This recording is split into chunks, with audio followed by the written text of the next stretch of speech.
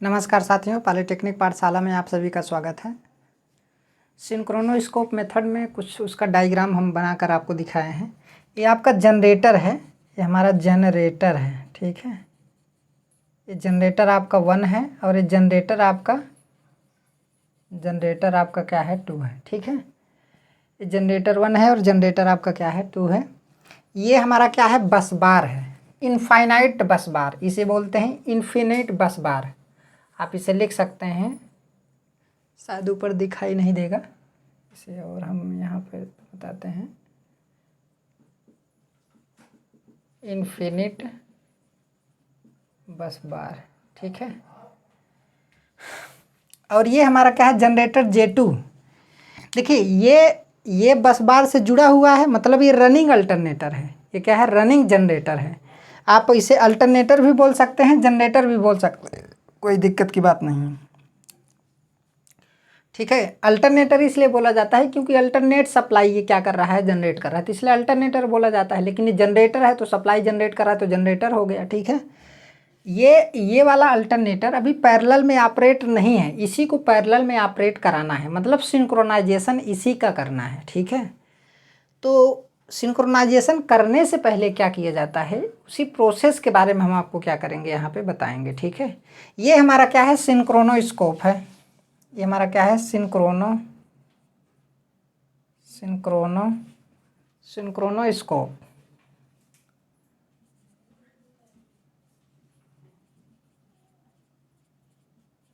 सिंक्रोनोस्कोप है, ठीक है। ये सिंक्रोनोस्कोप है और ये क्या है हमारा अल्टरनेटर 2 है, अल्टरनेटर क्या है 1 है, ठीक है। यह G1 है, G2 है, ठीक है। Generator G1, generator G2। Generator G1 क्या है बस बार से कनेक्ट है, रनिंग कंडीशन में है। यहाँ पर लिख सकते हैं कि G1 जो है, G1 आपका क्या है रनिंग कंडीशन में है, रनिंग में है। समझ में आया, मतलब बस बार को सप्लाई दे रहा है, यह है बस बार को सप्लाई दे रहा है, G2 अभी क्या है बंद है, इसे बस बार से जोड़ना है, इसे बस बार से क्या करना है जोड़ना है, ठीक है। ये चीज़ आपको ध्यान देना है, इसे बस बार से क्या करना है जोड़ना है। अब यहाँ पे ध्यान से देख लीजिए, ये हमारा सिंक्रोनोस्कोप है, ये हमारा क्या है सिंक्रोनोस्कोप है। तो देखिए सिंक्रोनोस्कोप में हमने बताया कि एक मूविंग कॉइल होता है और एक फिक्स कॉइल होता है। तो फिक्स कॉइल से जो 2 टर्मिनल निकलता है ये फिक्स कॉइल वाला टर्मिनल है, ठीक है। जो 2 टर्मिनल निकलेगा वो बस बार से जुड़ता है, ये देखिए Y से एक जुड़ा है, एक B से जुड़ा है, ठीक है। और मूविंग कॉइल का जो 2 टर्मिनल होता है वो इनकमिंग अल्टरनेटर से जुड़ता है। ये वाला इनकमिंग अल्टरनेटर है, इनकमिंग अल्टरनेटर या फिर जनरेटर, ठीक है। ये हमारा इनकमिंग है और ये क्या है रनिंग है, ये क्या है रनिंग है और ये क्या है इनकमिंग है। अभी बस बार से कनेक्ट नहीं है, कनेक्ट करना है, ठीक है। और यहीं पर देखिए मतलब इसका और इसका वोल्टेज मेजर करने के लिए, बस बार का और इस अल्टरनेटर का वोल्टेज मेजर करने के लिए हमने यहाँ पर वोल्ट मीटर लगाया है, और दोनों की फ्रीक्वेंसी मेजर करने के लिए हमने फ्रीक्वेंसी मीटर भी लगा दिया है, ठीक है। तो एक फ्रीक्वेंसी मीटर यहाँ पे लगा है और एक वोल्ट मीटर भी यहाँ पे क्या किया गया है लगा है। देखिए यहाँ पर देखिए Y और B से जुड़ा है, ये भी ये वाला देखिए Y और B से जुड़ा है, ये हमारा क्या है Y है और ये क्या है B है, और यहाँ पर भी ये क्या है Y है और ये क्या है हमारा B है, ठीक है। तो उसी प्रकार देखिए ये वाला भी Y और B से ही क्या किया गया है जोड़ा गया है, इस वाले को भी ये वोल्ट मीटर और क्या है हमारा फ्रीक्वेंसी मीटर भी इसी से जोड़ा गया है, ठीक है। तो कनेक्शन आप समझ गए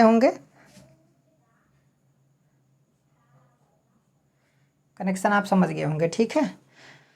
अब देखिए सबसे पहला प्रोसेस क्या है, सबसे पहले इसमें हम क्या करते हैं, सबसे पहले प्राइम मूवर की सहायता से इस अभी देखिए स्विच को हमने ऑन नहीं किया, अभी स्विच क्या है ऑफ है, अभी ये बस बार से कनेक्ट नहीं है, बस बार से स्विच क्या है आपका S2 ऑफ है, अभी क्या है S2 ऑफ है। S1 क्या है, S1 ऑन है और S2 क्या है आपका, ऑफ है। समझ में आया। अभी इस कंडीशन में इसको मैं मिटा दे रहा हूँ।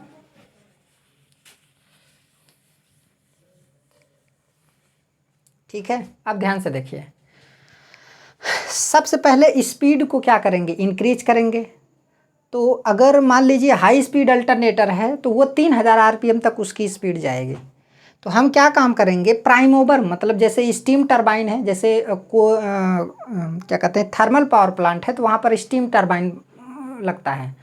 तो स्टीम टरबाइन के माध्यम से जो है हम उसका वाल्व खोल करके स्टीम इतना तेज़ हम कर देंगे कि इस अल्टरनेटर की स्पीड मैक्सिमम कितना पहुंच जाएगी, 3000 आरपीएम पहुंच जाएगी। 3000 आरपीएम पहुंचेगी तो बस बार की फ्रीक्वेंसी इस अल्टरनेटर के द्वारा बस बार की फ्रीक्वेंसी इसकी फ्रीक्वेंसी के क्या हो जाएगा, बराबर हो जाएगा। समझ में आया। लेकिन अभी देखिए, अभी तो हमने इसकी स्पीड को क्या किया, हमने इसकी स्पीड को क्या कर दिया, 3000 आरपीएम तक पहुंचा दिया। क्योंकि 3000 मैक्सिमम 2 पोल होगा। जैसे मान लीजिए आपका NS बराबर आपका 120 इंटू एफ बटे क्या होता है P। फ्रीक्वेंसी अगर मान लीजिए 50 हर्ट्ज से लेना है और P बराबर अगर हम 2 लिखेंगे, P बराबर पोलों की संख्या मिनिमम कितना रखेंगे, 2 रखेंगे, तो NS बराबर 120 इंटू एफ बटे आपका कितना हो जाएगा, आपका 2 हो जाएगा। ठीक है, 2 छंग 12 और यहाँ पे तो आप 50 लिखेंगे तो 6 पंचे 30, मतलब 3000 आरपीएम की स्पीड आएगी। ठीक है, 3000 या फिर 3000 आरपीएम स्पीड लेना है तो मिनिमम कितने पोल हो सकते हैं, 2 पोल। और फ्रीक्वेंसी आपको कितना मिल पाएगी, 50 हर्ट्ज मिल पाएगी। समझ में आया। मतलब क्या है कि 3000 आरपीएम करेंगे तो वो उसमें मिनिमम कितने पोल होंगे, 2 पोल होंगे और फ्रीक्वेंसी कितनी होगी, 50 हर्ट्ज होगी।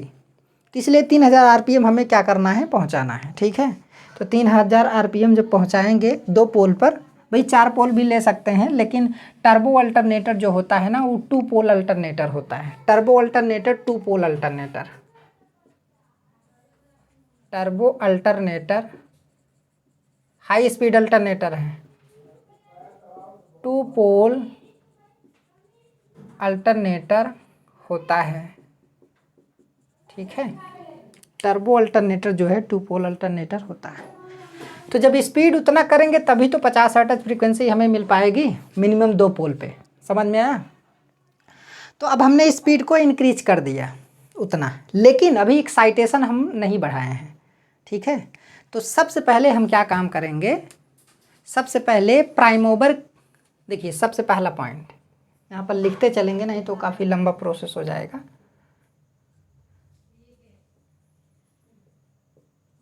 सबसे पहले पीएम मतलब प्राइम ओवर, पीएम मतलब प्राइम ओवर, ठीक है, को चलाकर प्राइम ओवर का मतलब है कि जैसे स्टीम टरबाइन है तो स्टीम टरबाइन के माध्यम से ही हम हाई स्पीड अल्टरनेटर को क्या करते हैं, चलाते हैं। ठीक है, पहले पीएम को चलाकर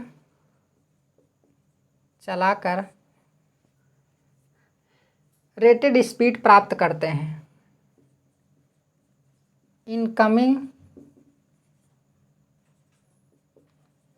अल्टरनेटर की रेटेड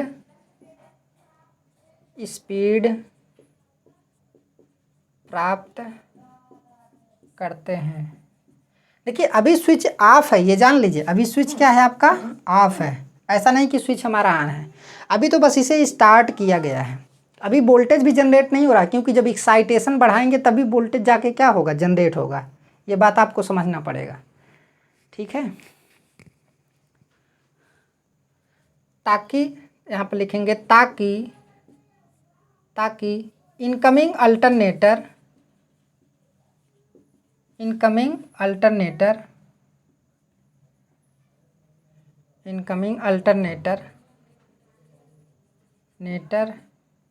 के वोल्टेज की फ्रीक्वेंसी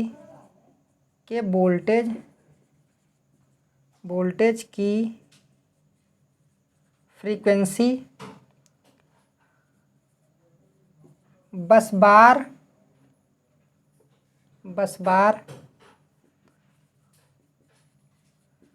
वोल्टेज के फ्रीक्वेंसी के बराबर हो,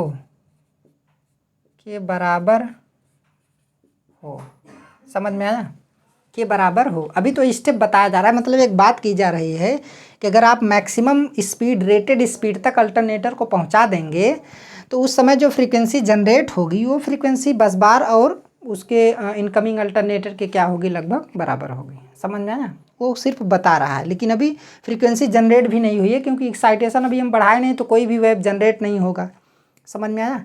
एक्साइटेशन का मतलब क्या है? रोटर पर एक्साइटेशन सिस्टम अप्लाई होता है। अल्टरनेटर के रोटर पे ही एक्साइटेशन सिस्टम क्या होता है, अप्लाई होता है।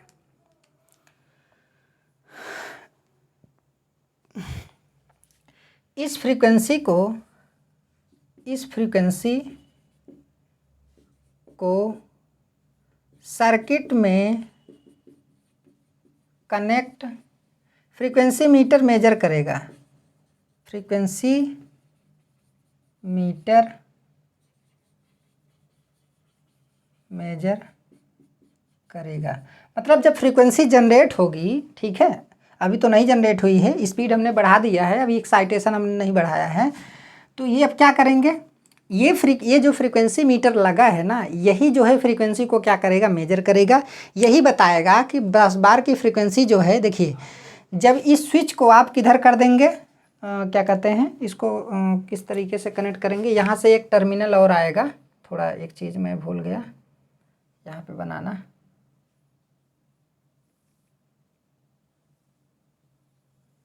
ठीक है, यहाँ पे जो है एक टर्मिनल आपका और आता है, एक आपका इससे जुड़ेगा और एक आपका इससे जुड़ेगा, ठीक है, इतना ध्यान में रखना है। अब जब ये वाला स्विच जो है इस साइड करेंगे तो पता चलेगा कि बस बार की फ्रीक्वेंसी कितनी है, लेकिन जब ये वाला स्विच इस साइड करेंगे तो इस अल्टरनेटर के द्वारा जनरेटेड वोल्टेज की फ्रीक्वेंसी कितनी है, ये चीज़ जो है फ्रीक्वेंसी मीटर मेजर कर लेगा, ठीक है। एक बात कही जा रही है, ठीक। अभी एक्साइटेशन को इंक्रीज नहीं किया गया है। एक्साइटेशन कहाँ पर होता है, रोटर पर होता है। रोटर पर डीसी सप्लाई दे करके हम फील्ड को क्या कर सकते हैं, एक्साइट कर सकते हैं, एक्साइट करते हैं, ठीक है। इसको मैं मिटा दे रहा हूँ, इतना हो गया, ये सबसे पहला स्टेप था जो है। इसके बाद फील्ड एक्साइटेशन को चेंज करके इसके बाद G2 के या फिर इनकमिंग, इसके बाद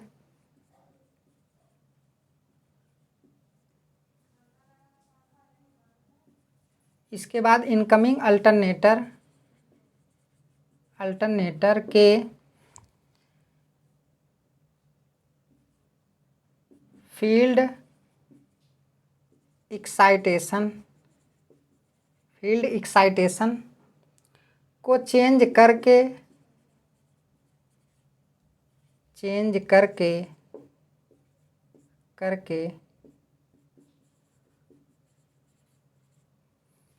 फील्ड एक्साइटेशन को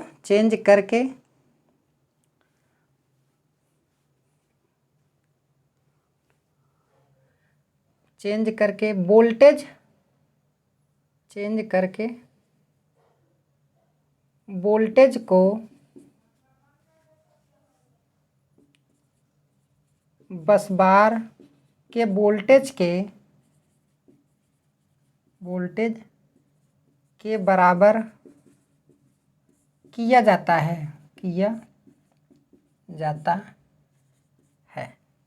समझ में आया? मतलब क्या है कि ये जो अल्टरनेटर है इसका जब फील्ड का एक्साइटेशन बढ़ाएंगे तो क्या होगा, इसकी जो वोल्टेज है वो बस बार के वोल्टेज के क्या हो जाएगा, एक कंडीशन ऐसी आएगी कि बराबर हो जाएगा। इसको हम किसके द्वारा देखेंगे, वोल्ट मीटर के द्वारा देखेंगे। समझ में आया?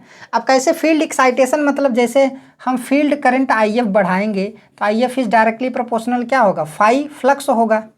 IF अगर बढ़ाएंगे तो फाई फ्लक्स हमारा क्या होगा, बढ़ेगा। अब E is directly proportional phi, तो जब हमारा फाई बढ़ेगा तो E हमारा क्या होगा, बढ़ेगा, तो टर्मिनल वोल्टेज V भी हमारा क्या होगा, बढ़ेगा। इसी का वाइस वर्सा, ठीक है। तो ये चीज़ है कि मतलब फील्ड करंट को चेंज करके हम वोल्टेज, मतलब अल्टरनेटर के टर्मिनल वोल्टेज को इसके वोल्टेज के बराबर करते हैं। समझ में आया? फील्ड एक्साइटेशन को चेंज करके। तो अब मान लीजिए हमने फील्ड एक्साइटेशन को चेंज किया और इसके टर्मिनल वोल्टेज को इस बस बार के वोल्टेज के क्या कर दिया, बराबर कर दिया। समझ में आया? तो इसको हम किसके माध्यम से देखेंगे, इस वोल्ट मीटर के माध्यम से हम क्या करेंगे, देखेंगे। ठीक है, तो जब इसका स्विच इस साइड रहेगा तभी तो दिखाएगा।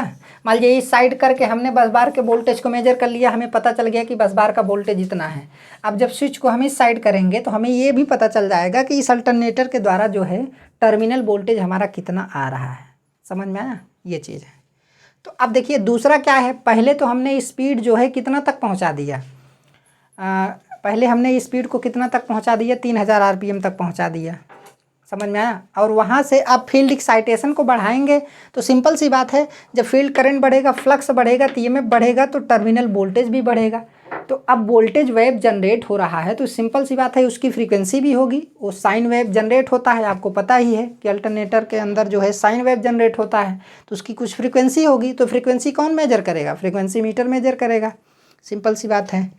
ये हो गया। अब हमने क्या कर दिया, फील्ड एक्साइटेशन को चेंज करके वोल्टेज को मेजर कर लिया।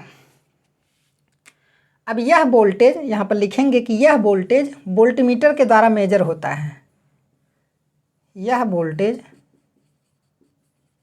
वोल्टेज सर्किट में लगे वोल्टमीटर के द्वारा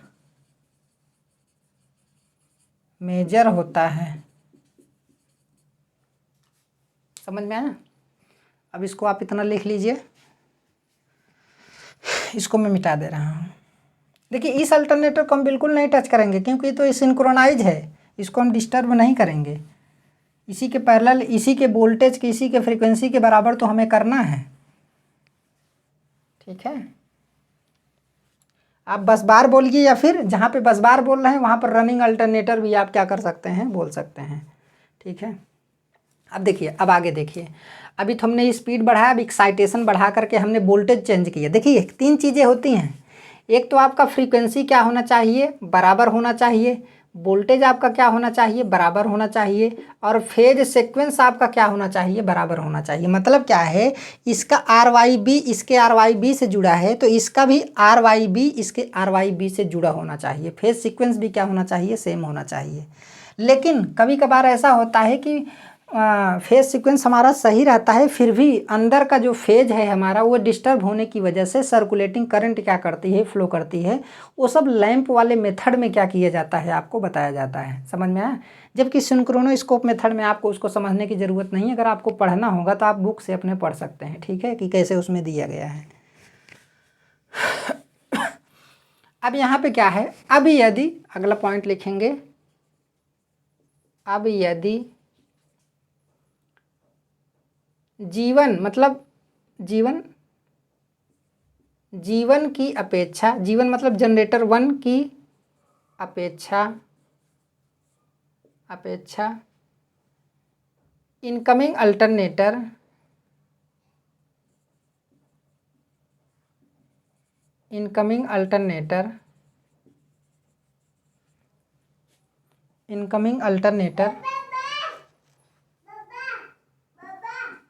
की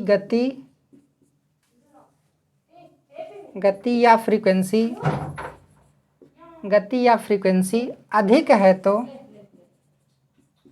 अधिक है तो देखिए, जैसे कह रहा है कि अगर जनरेटर G2 की फ्रीक्वेंसी G1 की अपेक्षा क्या है, अधिक है, तो उस कंडीशन में जो सिंक्रोनोस्कोप है वो हमारा क्या होगा, एंटी क्लॉकवाइज घूमेगा और फास्टली घूमेगा। समझ में आया? तो फ्रीक्वेंसी क्या है, अधिक है। एक इसके माध्यम से पता चलेगा, फ्रीक्वेंसी मीटर के माध्यम से क्या होगा, पता चलेगा। ठीक है, फ्रीक्वेंसी अधिक है तो सिंक्रोनोस्कोप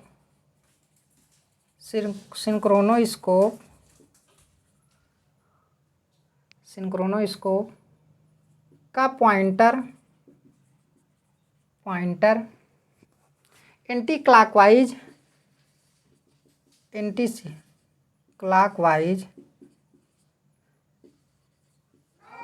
घूमेगा। एंटी क्लॉकवाइज घूमेगा। और यदि फ्रीक्वेंसी कम है तो फ्रीक्वेंसी कम है, फ्रीक्वेंसी देखिए थोड़ा घसीट दिए हैं लेकिन उससे दिक्कत वाली बात नहीं है, उतना तो आप लिख सकते हैं। फ्रीक्वेंसी कम है तो सिंक्रोनोस्कोप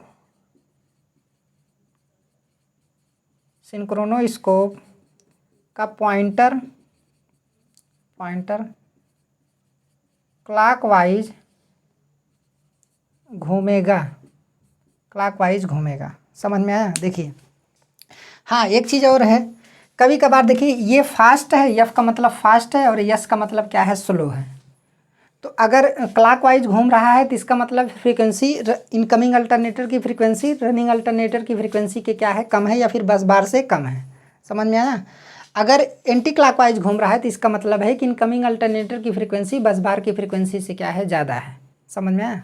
हाँ, एक चीज़ और है कि कई सारे फिगर में, ये जो फिगर आपको बनाया गया है निमी पैटर्न पे बनाया गया है, निमी एक स्टैंडर्ड बुक मानी जाती है, ठीक है, तो उसी के अनुसार ये बनाया गया है। बाकी बहुत सारी बुकों में जो है या फास्ट इधर लिखा होता है या इधर लिखा होता है। समझ में आया? तो उसमें एंटी क्लॉकवाइज और क्लॉकवाइज मैटर क्या हो जाता है, कुछ डिफरेंस हो जाता है, तो उससे कोई दिक्कत नहीं है, उससे क्वेश्चन नहीं पूछा जाता है। हाँ, लेकिन अगर ये पॉइंटर हमारा एकदम मिडिल पॉइंट पे है, जीरो पोजीशन पे है, मिडिल पॉइंट पे है, एकदम वर्टिकल है, तब जा कर के फ्रीक्वेंसी दोनों की क्या होगी, एकदम सेम होगी। और उसी समय स्विच को हमें क्या करना है, ऑन करना है। समझ में आया? 2 मिनट और।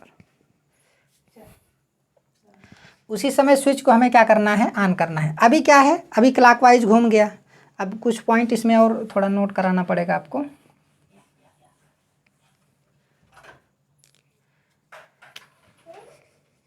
देखिए, एक तो होगा बस बार की फ्रीक्वेंसी एफ बी। आप बस बार की फ्रीक्वेंसी आप एफ बी लिखिए, ठीक है।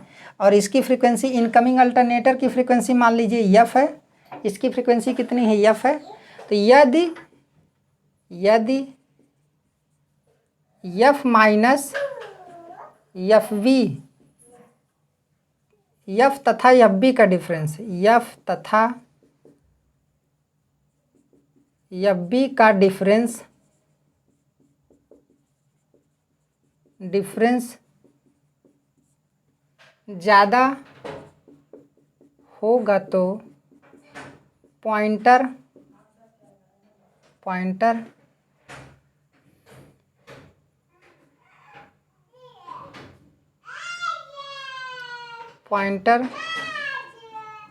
का रोटेशन फास्ट होगा। यदि डिफरेंस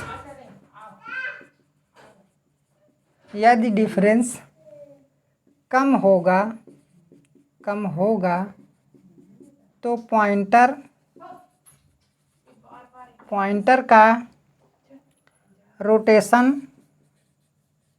का रोटेशन स्लो होगा। समझ में आया? मतलब पॉइंटर जो है, देखिए इसका स्केल जो होता है 360 डिग्री होता है, ठीक है। अगर दोनों के बीच फ्रीक्वेंसी इनकमिंग अल्टरनेटर और बस बार की फ्रीक्वेंसी में ज़्यादा डिफरेंस होगा तो पॉइंटर हमारा तेज़ी के साथ क्या करेगा, मूव करेगा। लेकिन अगर डिफरेंस कम होगा तो बहुत स्लो मोशन में क्या करेगा, मूव करेगा। क्योंकि डिफरेंस कम रहेगा, डिफरेंस ज़्यादा रहेगा तो ज़्यादा तेज़ी के साथ क्या करेगा, मूव करेगा, ठीक है। इसको आप लोग लिख लीजिएगा।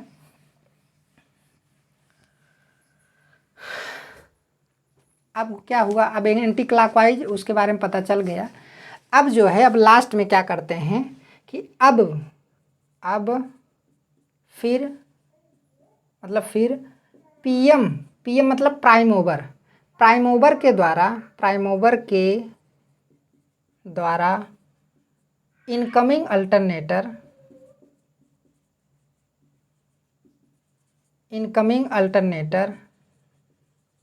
प्राइम ओवर के द्वारा इनकमिंग अल्टरनेटर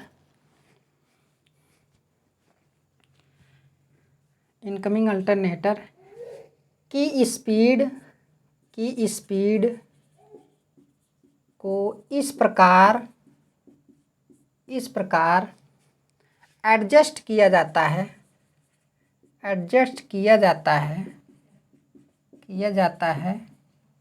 इस प्रकार एडजस्ट किया जाता है कि सिंक्रोनोस्कोप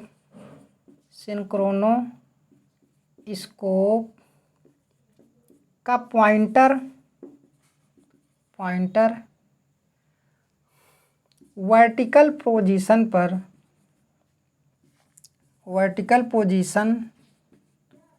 पर स्थिर हो जाता है। देखिए, जब वर्टिकल पोजीशन पर स्थिर हो जाएगा तो फ्रीक्वेंसी डिफरेंस 0 होगा। इस समय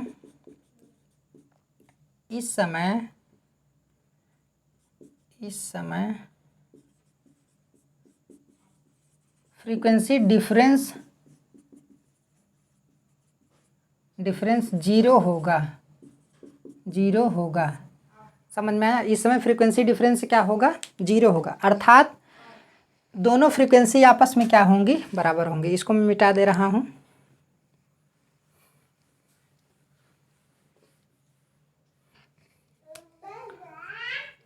अर्थात बस बार की फ्रीक्वेंसी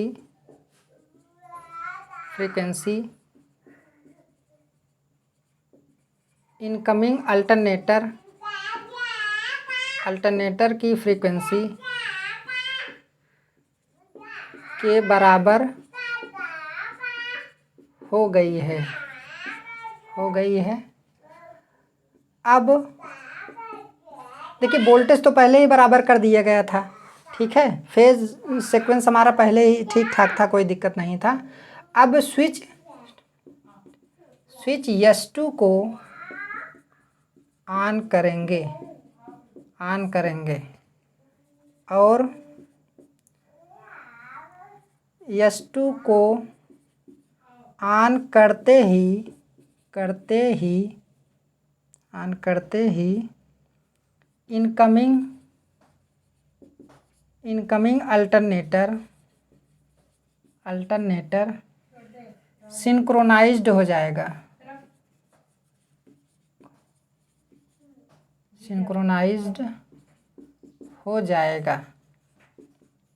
ठीक है। तो ये आपका सिंक्रोनोस्कोप मेथड था, ठीक। ये आपका सिंक्रोनोस्कोप मेथड था।